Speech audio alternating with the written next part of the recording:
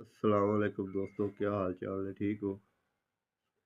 भाईजान गल ये कि मैं कुरान की तरफ खड़ा होया।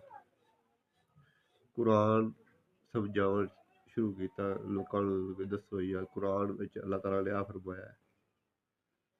और किसी बंदे ने ये मैनू नहीं आख्या कि यार कि तू कुरान दी कुरान दा इस्लाम फैलाना चाहता, अल्लाह ताला की किताब पाक किताब दा इस्लाम फैलाना चाहता ते सही तरीका बताना चाहता कि असीं तेरे नाल खड़े हैं, तू हिम्मत कर।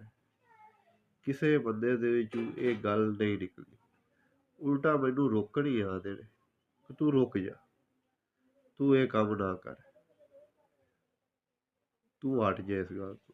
उल्टा रोकदे न, ये नहीं आखदे कि तू जनाब इस साइड ते चल, अल्लाह दी पाक जो अल्लाह ताला ने कुरान च फरमाया तू ओह दस लोकां नूं। नहीं, ये रोकण आला कम्म इन्हां कीता होया है। बेली सज्जन सारे दूर हो गए, कोई रौला नहीं। यार अल्लाह तो है ना, जो मालिक है सारे जहां वालों का।